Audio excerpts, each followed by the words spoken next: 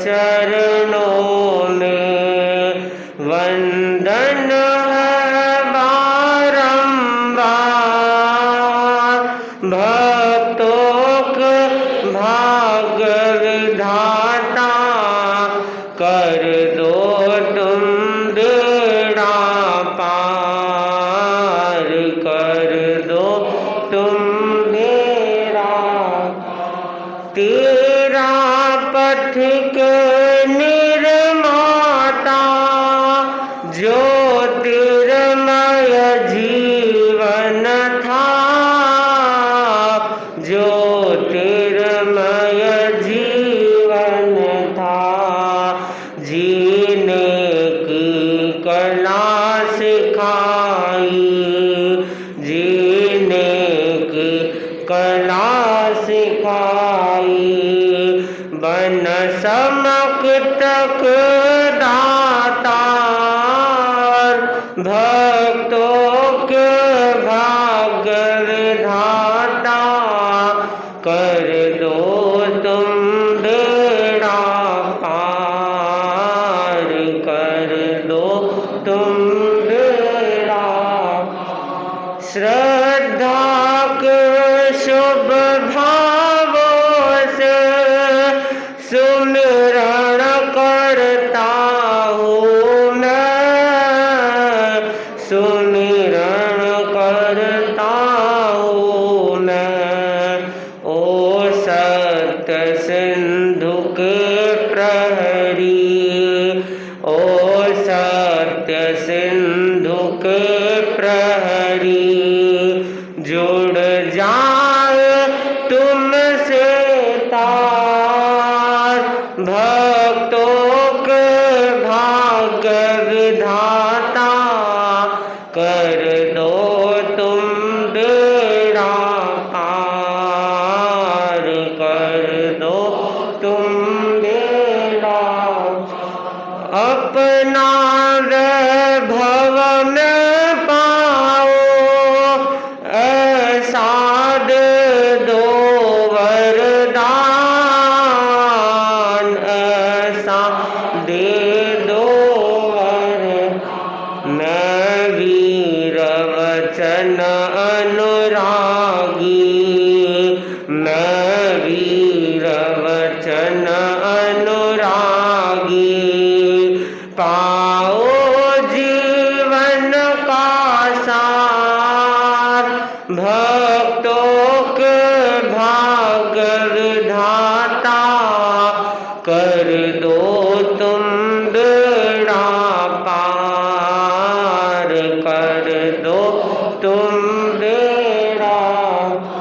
प्रकट थे नभ में रविसम, बादल को चीर दिया, बादल को चीर दिया।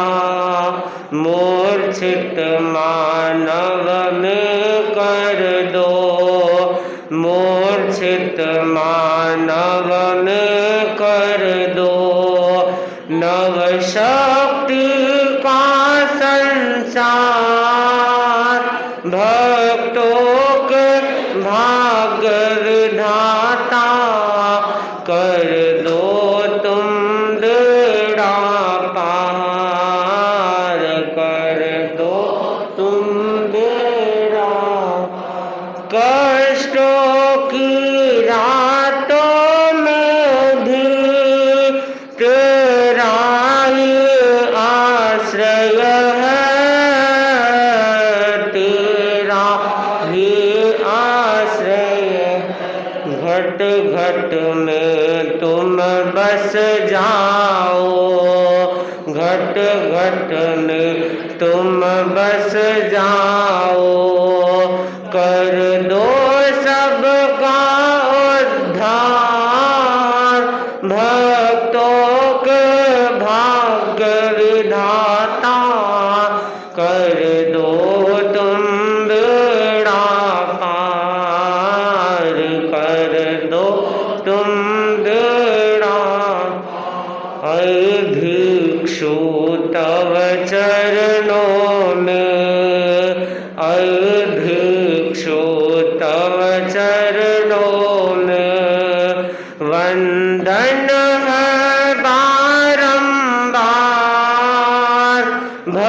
के भाग्य विधाता कर दो तुम बेड़ा पार कर दो तुम बेड़ा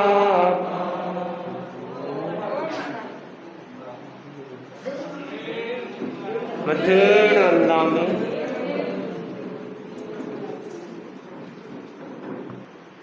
अहिंसा के अवतार भगवान महावीर स्वामी के श्री चरणों में कोटि से वंदन। युग प्रदान आचार्य महासमुद्र के श्री चरणों में कोटि से वंदन। मुनिवृंद, उपस्थित धर्म प्रेमी भाई और बहनों, प्राकृत साहित्य की महत्वपूर्ण गाथा है। अर्थोवं वरथोवं अग्निथोवं कषायथोवं च नवोभिर्विशसीयव्वं थोवं पिहूतं बहुहोयि थोवं पिहूतं बहुहोयि। आगमकार कहते हैं, ऋण को थोड़ा, घाव को छोटा, आग को तनिक और कषाय को अल्प मानकर विश्वस्त होने बैठना चाहिए, क्योंकि इनका सर्व अंत भी बढ़ते बढ़ते बहुत हो जाता है। पहला बताया, ऋण को थोड़ा नहीं मानना चाहिए। जैन आगमों में ठाणांग सूत्र में ऋण के 3 प्रकार बताए हैं। माता पिता का ऋण, मालिक का ऋण और गुरु का ऋण। इन 3 ऋणों से ऋण होना बहुत मुश्किल है। माता पिता का ऋण, जिस माँ बाप ने जन्म दिया है, पाला है, पोसा है, बड़ा किया है, उस माँ बाप के ऋण से ऋण होना मुश्किल है। ऋण तब ही हो सकता है यदि उनकी कोई संतान माता पिता को संयम के मार्ग पर और ले जाती हैं, तब तो ऋण होने की संभावना बनी रहती है। नहीं तो बहुत मुश्किल काम है। कभी भी माता पिता के ऋण को छोटा नहीं समझना चाहिए। कभी कभी व्यक्ति भावावेश में आ जाता है, आवेश में आ जाता है। माँ कुछ सुनाती है तो बेटा बोलता क्या बड़बड़ करती है, ये तो तुम्हारा काम था, जन्म दिया। ऐसा कभी नहीं बोलना। और जब माता पिता की सेवा के दिन आते हैं और उस समय यदि बच्चा ठुकरा देता है कि मेरे से सेवा नहीं होती है, तो उसमें माँ की क्या स्थिति होती है। लेकिन कुछ लोग ऐसे भी होते हैं, माँ बाप को गौण कर लेते हैं, माँ बाप की ओर ध्यान नहीं देते हैं। बेटे ने माँ की सेवा नहीं की, माँ ने बहुत समझाया, नहीं समझा तो माँ राज दरबार में गई और कहा मुझे न्याय दो, मेरा बेटा है और मेरी सेवा नहीं करता है, मैंने इसको पाला पोसा बड़ा किया। वो तो अहंकार के घोड़े पर है और अपने आप को एक्स्ट्रा ऑर्डिनरी समझना है। मेरे जैसा कोई वक्ता नहीं है, मेरे जैसा कोई IAS नहीं है। माँ ने समझाया, समझा नहीं, वो तो अपने अहंकार में था। राजा ने उसको बुलाया। राजा ने कहा क्या बात है। माँ ने कहा, माँ साथ थी। माँ ने कहा बेटा सेवा नहीं करता है। राजा ने कहा ये तो तुम्हारा कर्तव्य है। तो बेटा बोला मेरे से सेवा नहीं होती है। क्या सेवा, बार बार सेवा करती है कि 9 महीना पेट में तुम्हारे को रखा, ये किया वो किया, इतना ही ठीक है। बस राजा ने समझाया तो भी वो समझा नहीं। आखिर राजा ने कहा ठीक है कोई बात नहीं, तुम सेवा मत कर और तुम्हारी माँ की सेवा हम करेंगे। इन माँ ने तुम्हारे को 9 महीना तक गर्भ में रखा है, तो तुम्हारे को 9 महीने तक जो पत्थर होता है, पत्थर भी कितना, बालक के वजन जितना, जब पेट में तो बालक उसका जो वजन है वो पत्थर तुम्हारे पेट पर बांध कर रखा जाएगा 9 महीना, उसके बाद में तुम सेवा मत करना। हाँ ठीक है कोई बात नहीं, अहंकार में था।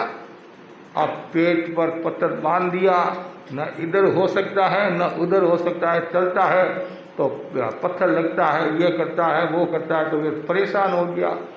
9 महीने तो छोड़ो, 9 घंटा भी वो सहन नहीं कर सका। आया राजा के पास, राजा मैं सेवा करूँगा, सेवा करूँगा, सेवा करूँगा, माँ की सेवा करूँगा। राजा ने कहा अहंकार नहीं करना, तुम माँ की बराबरी नहीं कर सकता है, माँ की सेवा की भी बराबरी नहीं कर सकता। माँ माँ होती है, इसलिए अन्य धर्मों में तो माँ का बहुत बड़ा महत्व बताया गया है। हमारे धर्म में, हर एक धर्म में माँ का महत्व तो ही है।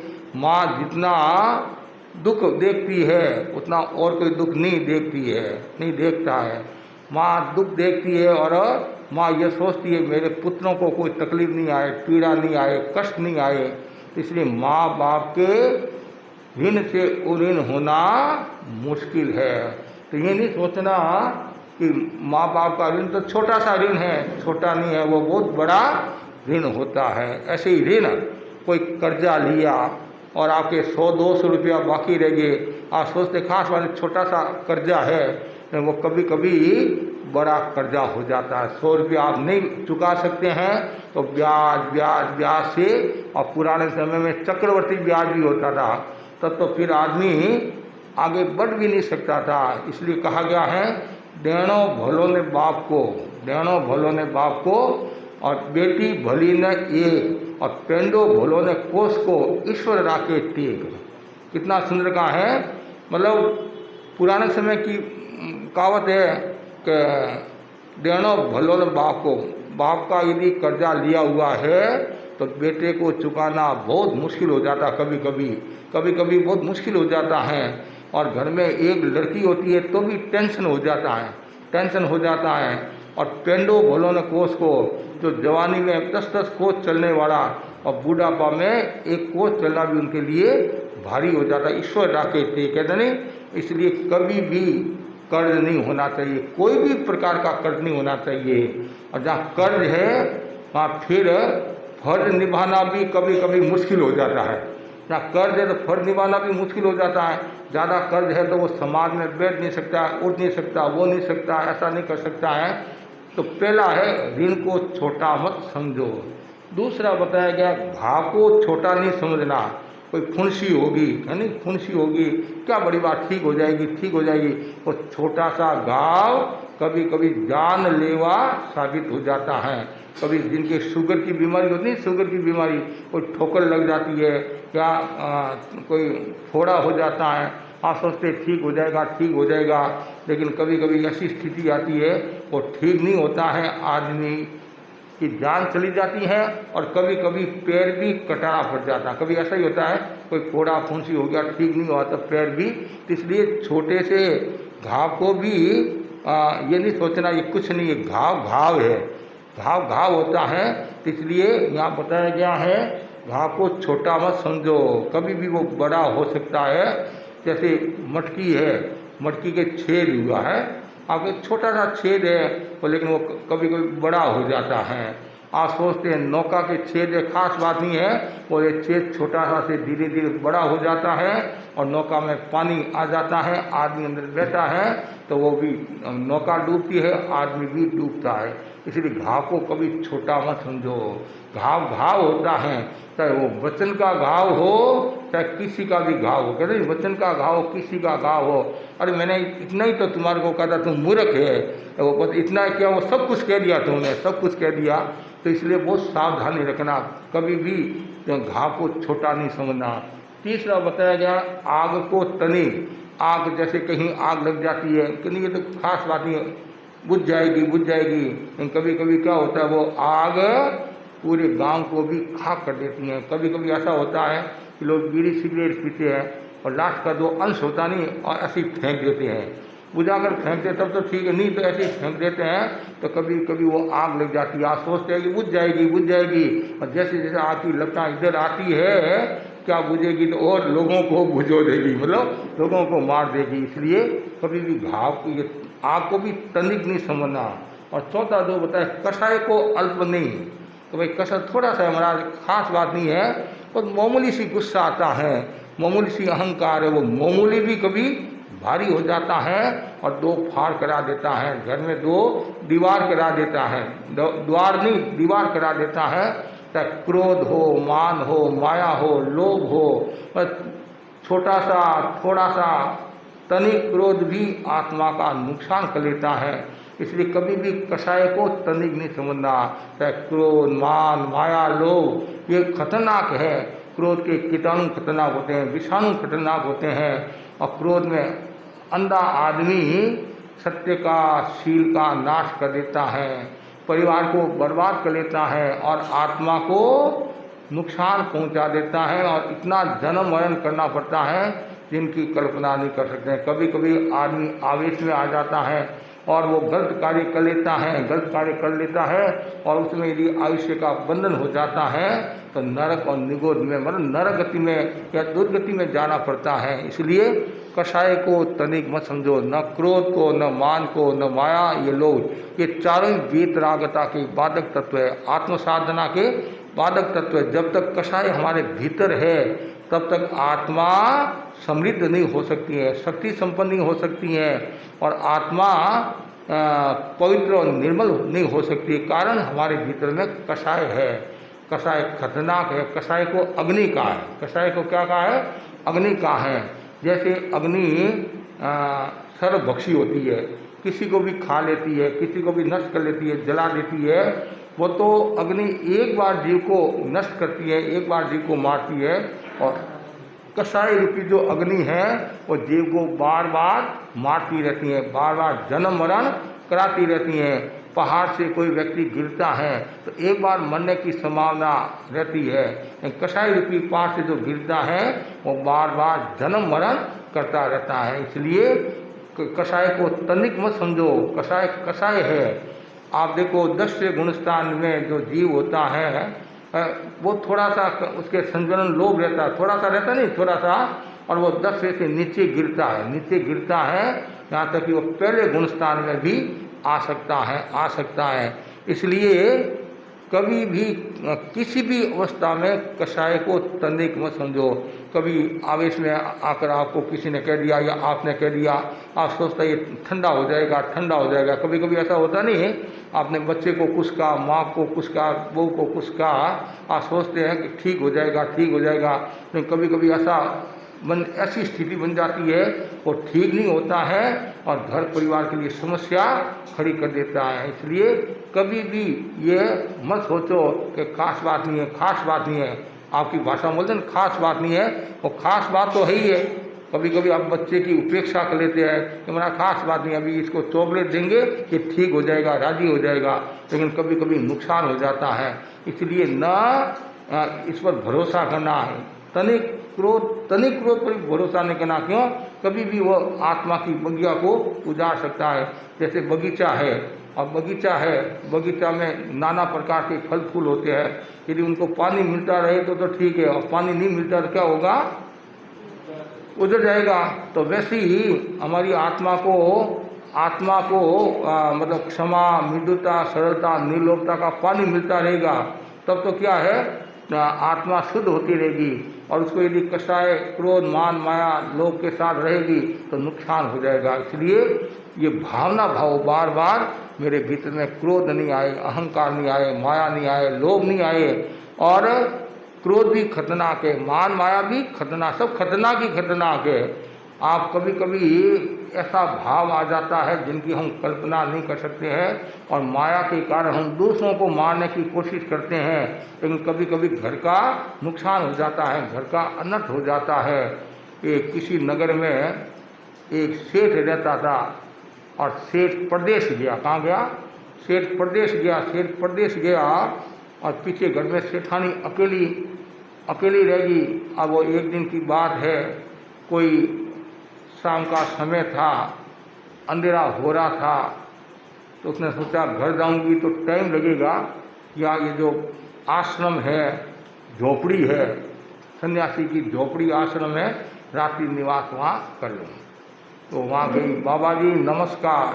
कि कौन? मैं ये हूँ, अंधेरा हो गया है, रात को घर जाने में डर लगता है, आप यदि परमिशन हो तो मैं रात को यहाँ रह जाऊँ। सन्यासी ने मना कर दिया, रात को लेडीज रह नहीं सकती यहाँ। अरे महाराज मैं रात को जाऊँगी कहाँ, सन्यासी जी कहाँ जाऊँगी, और कोई उपाय नहीं है, डर लग रहा है। तो ठीक है, ये साइड में एक और झोपड़ी है, एक आश्रम कमरा है, वहाँ तू रह जा, और अंदर से दरवाज़ा बंद कर लेना, अंदर से दरवाज़ा बंद कर लेना, अंदर से, ताकि बाहर से कोई यात्री नहीं आए, कुछ नहीं आए, कल अनर्थ नहीं हो जाए, मेरे ऊपर कोई दाग न लग जाए, इसलिए सावधानी रखना। तो ठीक है सन्यासी जी, सावधानी रखूँगी।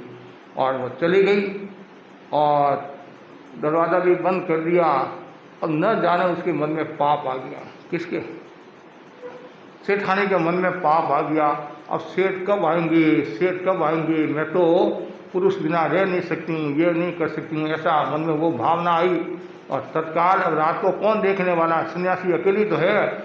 और वो आती है और सन्यासी से कहती है दरवाज़ा खोलो, मैं रात्रि में आपके साथ रहना चाहती हूँ। जैसे ये कहा, सन्यासी ने सोचा ये तो मुश्किल हो जाएगी, अनर्थ हो जाएगा, सन्यासी तो सन्यासी था। और सन्यासी ने क्या किया, दरवाज़ा अंदर से बंद था ही और पक्का कर लिया ताकि कहीं खुल नहीं जाए। वो खूब चिल्ला रही है दरवाज़ा खोलो, दरवाज़ा खोलो, दरवाज़ा खोलो, और सन्यासी कोई प्रतिक्रिया नहीं करता है।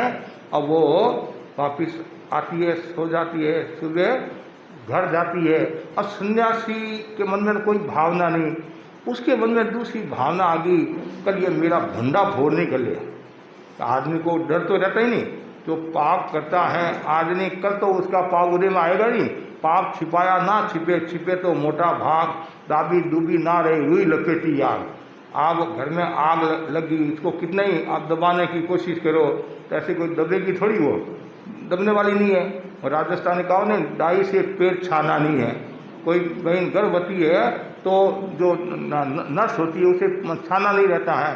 तो पाप तो कभी न कभी तो फूटेगा ही फूटेगा। पाप का घड़ा बोलते नहीं, पाप का घड़ा कभी न कभी तो फूटेगा, आज नहीं कल। जब तक तेरे पुण्य का पहुँचे नहीं करार, तब तक तुझको माफ है अवगुण करो हजार। जब तक तेरे पुण्य का उदय है, पुण्य ही है, तो तब तक तुम कुछ भी कर लेगा चलेगा। जिस दिन पुण्य क्षीण होने लगता है फिर देखो क्या हाल होता है, कि शरीर भी वैरी हो जाता है। अब उस औरत के मन में आया कि मेरा ये भंडा फोड़ न कर ले। अब वो सन्यासी के वहाँ आती है, सन्यासी जी मेरे यहाँ भोजन कराओ, मेरे यहाँ भोजन कराओ, मेरे यहाँ भोजन पधारो पधारो पधारो पधारो। सन्यासी ने कहा मैं तो भोजन करके आ गया, भोजन करके आ गया एक बार का। सन्यासी के मन में कोई दूसरी बात नहीं कि सन्यासी ज़्यादा भोजन करता नहीं था, लिमिट वो अपनी साधना में रहता। उसने सोचा सन्यासी घर पर तो आते नहीं हैं, तो ऐसा करूं मैं सन्यासी जी के लिए भोजन वहाँ आश्रम में लेकर जाऊं तो हो सकता है उनकी कृपा हो जाए। तो उसने क्या किया, मालपुआ, पुआ होता है ना, पुआ बनाया और पुआ में जल मिला दिया ताकि वो खाएंगे मर जाएंगे और मैं पाप से बच जाऊंगी। क्या मैं पाप से बच जाऊंगी, मतलब अब देखो आदमी अपने पाप को बचाने के लिए, अपने आप को सेफ रखने के लिए दूसरों के ऊपर कितना आरोप लगा देता है। कभी कभी ऐसा भी होता है, अपनी गलती छिपाने के लिए, अपने दोष को छिपाने के लिए, अपने पाप को छिपाने के लिए दूसरों के ऊपर भी आरोप प्रत्यारोप लगा देता है। अव्याख्यान ये आते न सारे पाप में, ऐसा कभी नहीं करना। आपसे गलती हुई है तो गलती को स्वीकार कर लो। दूसरों के ऊपर क्यों दूसरों को दोष देते हैं। लेकिन अभी तो आपने दोष दे दिया, राजी हो गए, लेकिन कल वो कर्म उदय में आएंगे तब पता चलेगा। अभी तो इतना ही है भाई मेरे से गलती हुई, माफ़ करो, प्रायश्चित लेकर शुद्ध हो जाओ, इतना में काम हो जाएगा। लेकिन मनुष्य का स्वभाव है वो दाव पेश करता रहता है। इसलिए कहा भी गया, बहुत सुंदर कहा गया है, तीरथ चालिया तीन जना कामी कपटी चोर। तीरथ चालिया 3 जना कामी कपटी चोर गया पाप उतारवा, गया पाप उतारवा, लाया 10 मण और। क्या पाप उतारने के लिए गए? कौन? कामी कपटी चोर तीनों पाप उतारने के लिए गए थे और 10 मण पाप और लेकर आ गए हैं। ऐसे पाप थोड़े ही उतरता है। जिसका हृदय शुद्ध होता है, आत्मा निर्मल होती है, पवित्र होती है, जो पाप से डरता है तब पाप से मुक्त होता है। तो अब उसने क्या किया? पुआ लेकर आई और खूब आदि की, और ऐसा वैसा, आप ज्ञानी हो, ये हो, वो हो, कभी तो मेरे हाथ से भी भोजन कराओ, कभी ऐसी मीठी क्यों? ये जो ऐसा कहा गया है, धूर्त आदमी होता है ना, धूर्त आदमी बहुत मीठा बोलता है। खारा पानी होता है ना, खारा पानी, खारा पानी होता है वो ठंडा होता है, खारा पानी वो ठंडा होता है। तो वैसी जो ये कुल्टा होती है वो इतनी मीठी बोलती है, इतनी मीठी बोलती है जिनकी कल्पना नहीं कर सकते हैं। वो इतनी मीठी बोलने लगी, आप ऐसे हो, कभी तो मेरे हाथ से भोजन करो। सन्यासी ने कहा मैं तो भोजन करके आ गया हूँ, कि थोड़ा सा ही प्रसाद मेरे हाथ का ले लो। सन्यासी बोले मैं तो एक समय भोजन करता हूँ और मेरा भोजन हो गया है, अब मैं नहीं करूँगा। तो कुछ लो, फिर बाद में कर लेना, दूसरे दिन कर लेना, कभी तो मेरे हाथ का आप ही भोजन अर्घाओ, खूब आग्रह करिए। आप नहीं करो तो कोई बात नहीं, कोई दूसरा आए उसको भोजन करा देना, और तो क्या है। पहला तो यही आपको ही करना, मेरे दूसरा तो नहीं, पहले आपको मेरे हाथ का ही भोजन करना।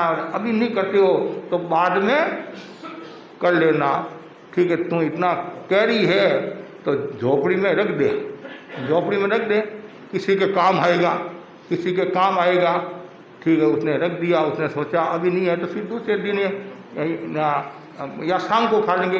कभी वो एक बार भोजन करते, कभी 2 बार, वो सामान्यतः 1 बार ही भोजन करते थे। तो अभी नहीं करेंगे तो फिर बाद में कर लेंगे। भूख तो सबको ही लगती है, अब वो क्या होता है, वो तो भोजन रखकर चली गई। और इतने में क्या होता है, शाम को एक पथिक आता है, वो उस पथिक का गांव वही गांव था। उसने सोचा कि रात को अंधेरे में कहाँ रहूँगा, सन्यासी जी की सेवा में रह जाऊँ, और सन्यासी की सेवा करूँगा, बातचीत करूँगा और सन्यासी से थोड़ा ज्ञान प्राप्त करूँगा और दूसरे दिन घर पर चला जाऊँगा।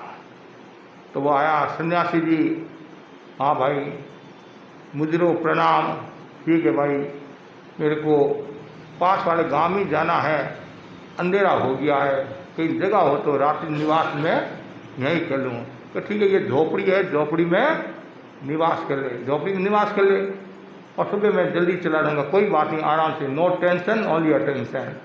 और वो वहाँ गया। अब भूख भी तो सबको लगती नहीं, भूख रान बूंदी आग जाए मुंदी, पहले पेट पूजा फिर काम दूजा, पहले भजन नहीं, पहले भोजन फिर भजन। और हम लोग क्या बोलते हैं, पहले भजन फिर भोजन। सन्यासी बोलते हैं पहले नहीं, संसारी बोलते हैं पहले भोजन फिर बाद में भजन। तब उसको भूख लगी, सन्यासी के पास आया। सन्यासी जी से कहा मुझे भूख लगी है। सन्यासी से कहा भाई हम तो खुद सन्यासी है, हम तो एक समय भोजन करते हैं, कि मैं कुछ तो होगा। कि ठीक है, इस झोपड़ी में आज सुबह कोई बाई आई थी, उसका मैंने मान रखा है, यहाँ इस झोपड़ी में मालपुए पड़े हैं और तू मालपुआ खा ले। और खुश हो गया, मालपुआ मिल जाए तो फिर क्या, खीर और मालपुआ बोलते नहीं, खीर तो थी नहीं, मालपुआ। वो तो बहुत खुश हुआ कि स्वामी जी का प्रसाद। और जैसे उसने खाया और सोया रह गया।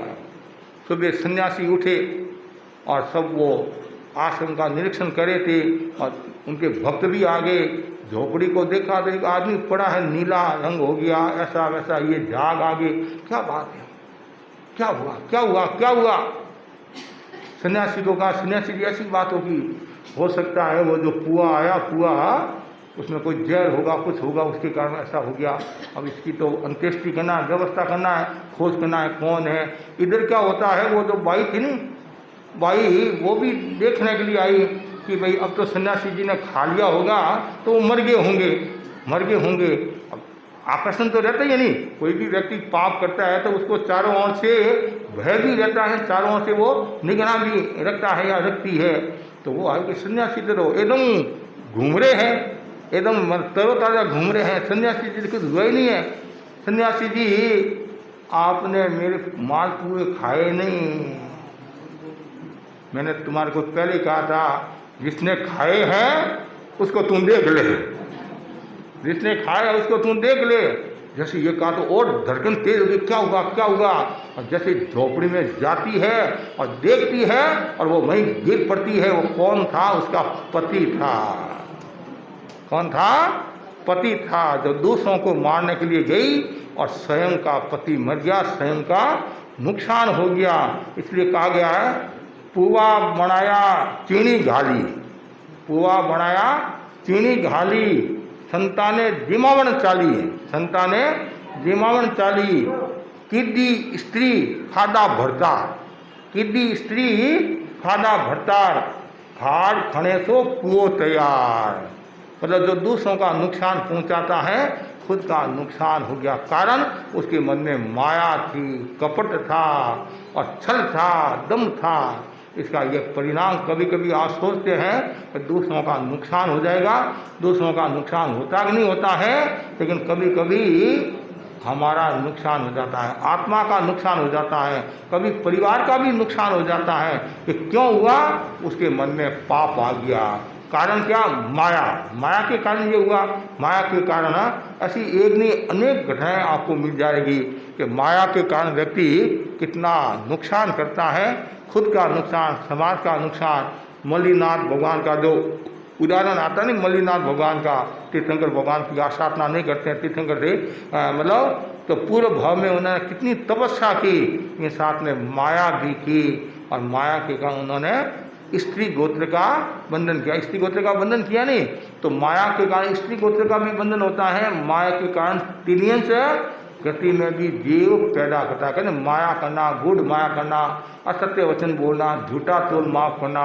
और 18 पाप में एक पाप माया भी है। 18 पाप में एक पाप माया भी है। और माया दोनों ही खतरनाक है, दोनों ही माया खतरनाक है।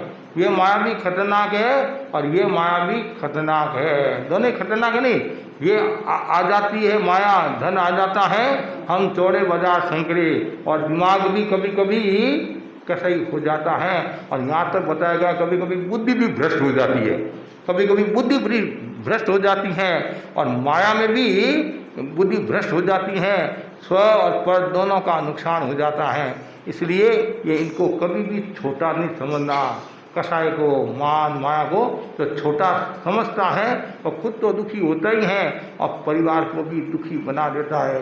इसलिए ज्ञानी जन बार बार कहते हैं, और यह सब अंश भी कब बढ़ जाए पता नहीं चलता है, कब बढ़ जाए पता नहीं है। और छोटी सी बात बड़ी हो जाती है। आप किसी की आपने उपेक्षा की, ये तो छोटा आदमी, खास बात नहीं है। कभी कभी राजनीतिक क्षेत्र में होता नहीं, ये तो खास बात नहीं, ये क्या करेगा, इसके तो एक ही एमएलए है। कभी वो एक एमएलए भी भारी पड़ जाता है। और ठीक है, इस बात वो एक एमएलए हैं, उसकी उपेक्षा की, उनको ऐसा वैसा ये कहा, लेकिन अगली बार में उसने अपनी पार्टी बना दी, मुख्यमंत्री भी बन गया। अभी हमने सुना, अखबार में आया था, किसी ने कहा था कि किसी राजनेता की पत्नी को किसी ने कुछ कह दिया तो पति ने कसम खा ली, मुझे मुख्यमंत्री बनकर ही रहना है, मुख्यमंत्री बनकर ही रहना है। और परिणाम नहीं आया, वो मुख्यमंत्री बन गया। हम दूसरों की उपेक्षा करते हैं, ये तो छोटा है, खास बात नहीं है, बच्चा है, ये क्या समझता है, नादान है, शैतान है। कभी भी छोटा नहीं समझना, चाहे वो गरीब हो, अमीर हो, कमज़ोर हो, दुर्बल हो, अस्थिर हो, कभी किसी को कमज़ोर नहीं समझना, छोटा नहीं समझना। आज वो छोटा है, कल वो बड़ा भी हो सकता है। कितना सुंदर कहा है, आज रो गरीब काल धनी बने जावे हैं, धनी बने जावे हैं, करोड़पति से तेरा भी भाग उड़े जावे हैं, भाग उड़े जावे हैं, भाग उड़े जावे हो। किण सुन डरे माने मौत डरावे, इतन रो पलरो भरोसो नहीं, इतन रो पलरो भरोसो नहीं। हाँ, आज जो गरीब कल धनी बन जावे, आज जो सामान्य है कल वो संपन्न हो जाता है। कभी कभी ऐसा होता है, ये क्या करेगा, इसमें क्या ताकत है, इसके पीछे 100 आदमी नहीं है, 50 आदमी नहीं है, 10 आदमी नहीं है, और कभी कभी पूरी पार्टी हो जाती है और पूरा नेतृत्व करने लग जाता है। इसे किसी की भी उपेक्षा नहीं करना। उपेक्षा करने का मतलब है नुकसान। एक है अपेक्षा, एक है उपेक्षा है। आत्मा की अपेक्षा रहती है, शरीर की भी अपेक्षा रहती है, सबकी अपेक्षा रहती है। शरीर की भी उपेक्षा मत करो। कभी कभी आदमी शरीर की भी उपेक्षा कर लेता है। बुखार आया, खांस वाले, ठीक हो जाएगा, ठीक हो जाएगा, खास वाले पेट दर्द करा, ठीक हो रहा, ठीक हो जाएगा। लेकिन जब वो आप टेस्ट कराते हैं, सोनोग्राफी कराते हैं, तो क्या होता है, अरे कैंसर आ गया, ये आ गया, ये आ गया। तो एक डॉक्टर ने हमारे को बताया, महाराज कि छोटे की कभी उपेक्षा नहीं करना। जैसे कोई दर्द हो गया तो उसको ऐसे ही मतलब मत लो कि कहा ठीक हो जाएगा, ठीक हो जाएगा। कुछ लोग तो क्या है, डॉक्टर को दिखाने के लिए जाऊंगा तो पैसा लगेगा, फीस लगेगी, ये तो ऐसे ही बार बार दर्द होता रहता है। ठीक है, वो 2-4 दिन आपने ध्यान नहीं दिया, कभी उसका बड़ा रूप हो जाता है, बड़ा रूप हो जाता है। कोई गांठ होगी शरीर में, गांठ भी होगी, कुछ भी होगी, उसकी उपेक्षा नहीं करना। बुखार आ गया, कभी कभी खांसी होती है, खांसी होती है, और खांसी भी जानलेवा हो सकती है। नहीं, खांसी और खांसी दोनों नुकसान करने वाली होती है। जैसे कफ आता है, जुकाम हो गया, लंबे समय से जुकाम चल रहा है, तो हो जाएगा, हो जाएगा, ये तो सर्द गर्म का समय है, ऐसा है, सर्दी में ऐसा होता है, गर्मी में ऐसा होता है। लेकिन कभी कभी वो रूप दूसरा विकराल रूप ले लेता है, विकराल रूप ले लेता है। इसलिए कभी भी उपेक्षा मत करो, छोटा मत समझो। और छोटा समझने का मतलब है आप अपने पैरों पर कुल्हाड़ी मारे हैं, आप अपने मतलब खुद का नुकसान करे हैं, परिवार का नुकसान करे हैं। इसलिए ज्ञानी जन जो कहते हैं उन पर विचार करना चाहिए, समझना चाहिए। ये जो 4 बातें हैं, ये बहुत महत्वपूर्ण 4 बातें बताई है, और इस पर सबको ध्यान देना है। ऋण को कभी भी थोड़ा मत समझो। ऋण ऋण है, ऋण ऋण है। कभी कभी कहते नहीं कि दादा बड़बड़ क्या करता है, तुम्हारे बाप ने इतना कर्जा लिया था, तुमने चुकाया क्या, और तुम बड़बड़ करता मैं करोड़पति हूँ, अरबपति हूँ। पहले तुम्हारे बाप का ऋण तो चुका। बस, चाहे वो 1 रुपया होगा, 5 रुपया होगा, 10 रुपया होगा। और आज से 10 रुपया क्या बड़ी बात है, मैं तो हजारों रुपया देने वाला हूँ। लेकिन सुनाने वाले कोई भी सुना सकता है। इसलिए पहली बात तो है ऋण रखना ही नहीं है। ऋण खतरनाक है। जो ये 3 प्रकार, माता पिता के ऋण से उऋण होना, गुरु के ऋण से उऋण होना, और जो मालिक का मतलब जो आपका सेठ है आजीविका, तो उसके ऋण से उऋण होना मुश्किल है। और सबसे महत्वपूर्ण बात बताइए, कर्मों के ऋण से उऋण होना। कर्मों का ऋण भी होता नहीं, ऋण होता है, मतलब ऋण ही ऋण है। कर्मों के ऋण से मुक्त होने के लिए तो साधु बनना पड़ेगा। क्या बनना पड़ेगा? साधु बनना पड़ेगा। और जन्म मरण से मुक्त हो गए तो फिर कर्मों के ऋण से भी मुक्त हो जाएंगे। इसलिए बार बार भावना भाव मैं कर्म मुक्त बनूं और मेरे जीवन में कोई भी प्रकार का ऋण नहीं रहे। मैं उऋण हो जाऊं और किसी की मैं उपेक्षा नहीं करूं। मेरे लिए सब समान है। और घर में भी यदि यही व्यवस्था है, घर में समानता की व्यवस्था है, तो कभी समस्या नहीं आएगी। और असमानता का भाव आ गया, जैसे देरानी जेठानी के 2 बउआ हैं, एक अच्छे घर की है और संपन्न घर की है, और एक सामान्य घर की है। सामान्य घर की है तो सासू जी उसको ज़्यादा सामान नहीं देते, उसको रगड़ते हैं, ये कर वो कर वो। और जो बड़े घर की है उसको कुछ नहीं कहते हैं, थोड़ा कुछ कह देते तो बड़ी और सुना देती है। और तब सासू जी उनकी सेवा में रहते हैं कि बहू रानी क्या लाऊं। क्यों? ये असमानता का भाव आ गया। ये अब बहू को नहीं पूछ रहे हैं, बहू के जो परिवार वालों ने जो धन दिया है, दहेज दिया है, उनकी आप पूजा करें मतलब। लेकिन है तो ये भी बहू है, इसके पास कुछ है नहीं, इसके पास कुछ है, इसके परिजनों ने सब कुछ दिया, इनके परिजनों के पास कुछ था ही नहीं, तो क्या देंगे? कभी कभी ऐसा होता है, परिजन आशीर्वाद देते हैं। क्या देते हैं? आशीर्वाद देते हैं, बेटी खूब फलना फूलना। कुछ परिजन क्या करते हैं, आशीर्वाद तो नहीं देते हैं, ये धन देते हैं कि बेटी जब इच्छा हो धन ले जाना। तो कभी कभी धन से वो आशीर्वाद शक्तिशाली हो जाता है। आशीर्वाद का एक अलग मूल्य होता है कि गुरु का आशीर्वाद मिल जाए, परिजनों का आशीर्वाद मिल जाए। लेकिन कभी कभी ये संसारी प्राणी है तो मन में वो भावना आ जाती है। दो बेटे हैं, वो तो देरानी जेठानी है, बुआ हैं, दो बेटे हैं, बेटों में भी भावना आ जाती माँ के, ये तो कमाने वाला है, ये नहीं कमाने वाला है।